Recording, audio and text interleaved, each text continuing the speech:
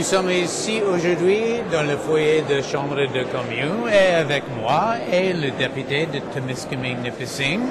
Oui? Nipissing-Témiscamingue, c'est proche. Ah, OK. Anthony Rhoda.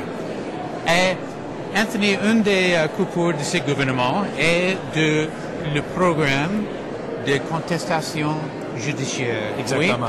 Oui? Et l'importance de ce programme? L'importance de ce programme, il a été mis en place originairement en 1997 pour protéger les droits linguistiques des gens francophones ou des gens canadiens.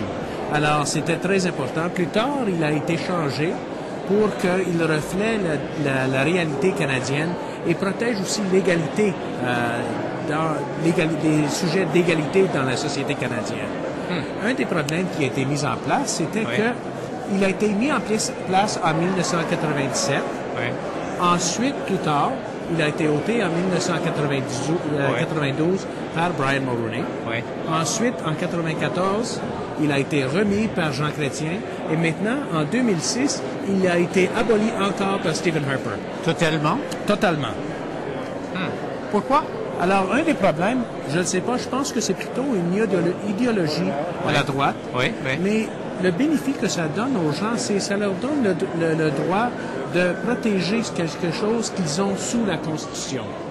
Quand on examine la Constitution, on a tous des droits.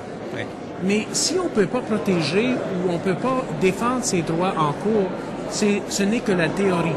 Alors, c'est prendre la théorie de la Constitution puis la mettre en pratique. Et en la mettant en pratique, nous nous défendons dans la Cour. Alors, c'est ça qui nous permet ce programme. Est-ce possible de changer la direction du gouvernement sur ce sujet?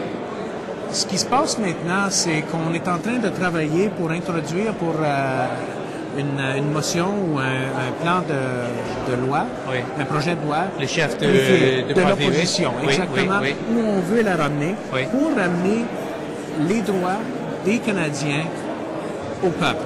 Non seulement dans une constitution théorique, mais avoir quelque chose où le pouvoir peut être implémenté par les individus et par les groupes.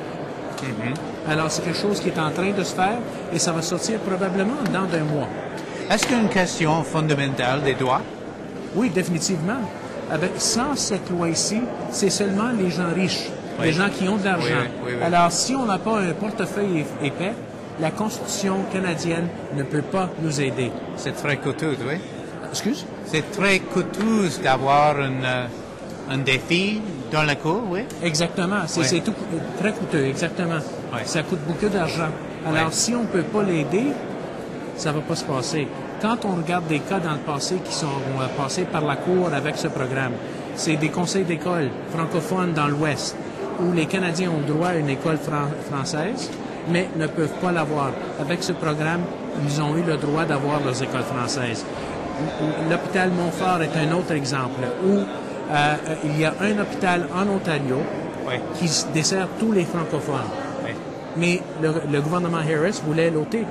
Avec ce programme, les francophones de la région ont pu se défendre et garder leur hôpital. Maintenant, une chose que tu peux demander, c'est peut-être que la biologie francophone ou la biologie anglaise, c'est la même chose. Mais la différence, c'est que quand on parle avec quelqu'un qui comprend notre langue, c'est toujours plus facile à s'expliquer, à définir ce qu'on a avec nous.